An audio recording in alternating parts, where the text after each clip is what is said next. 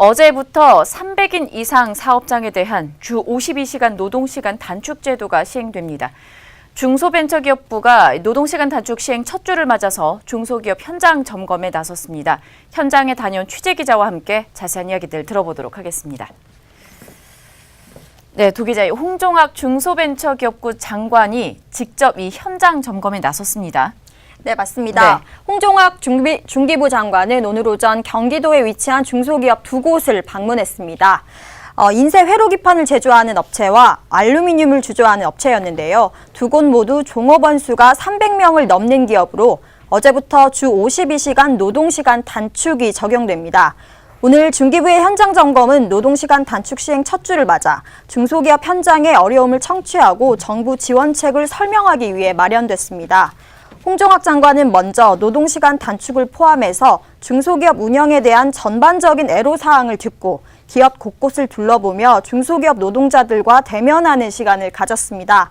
이번 현장 점검은 예정했던 시간을 훌쩍 넘길 정도로 진행됐습니다. 네, 현장의 목소리를 담으려는 데에서 중기부 장관의 의지가 좀 엿보이고 있는데 어쨌든 기업 관계자들은 이 자리에서 노동 경제 정책들이 중소기업에 조금 부담으로 작용한다 이런 목소리가 있었었다고요. 네, 홍종학 장관이 직접 이렇게 인정을 했는데요. 네. 최저임금 인상, 주 52시간 노동시간 단축 등 정부 정책을 염두에 둔 듯 지원책보다는 부담되는 부분들이 먼저 적용되면서 어려움을 겪는 중소기업들의 고충을 많이 듣고 있다고 말했습니다. 홍 장관의 발언 직접 들어보시겠습니다.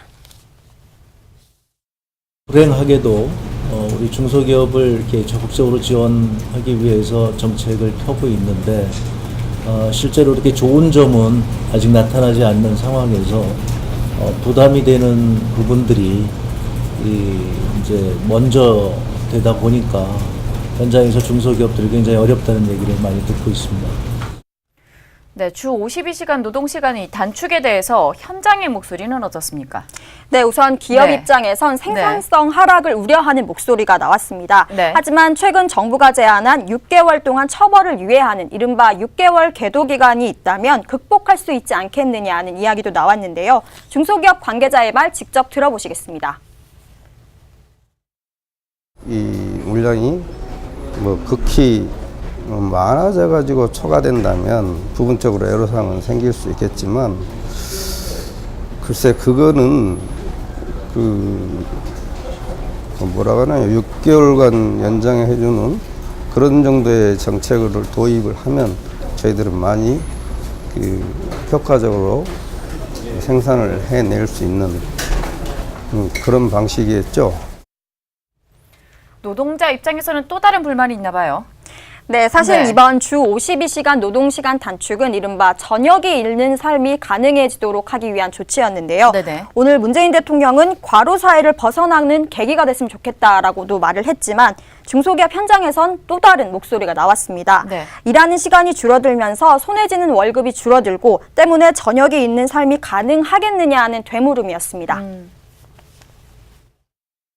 소득이 보장이 돼야지만 저녁이 있는 삶, 또 가족과 함께하는 삶이 이루어질 수 있다고 생각을 하거든요. 네, 저녁에 있는 삶이 가능하려면 당장 월급도 중요하다는 이야기였는데요. 실제로 저녁에 있는 삶 대신에 월급을 찾아 이직하는 사례가 이미 발생하고 있다고도 말했습니다. 제도 시행 공표 시점부터 보면은 지금 한 100여 분에서 한 80% 이상은 이제 제도가 적용되지 않은 소사업장으로 많이 이직을 하셨어요. 네, 노동시간 단축이 시행된 이틀째 현장의 목소리를 좀 담아봤습니다. 정부도 기업도 그리고 노동자도 만족을 하려면 조금 더 시일이 걸릴 것으로 보여지고 있는데요. 지금까지 도혜민 기자였습니다.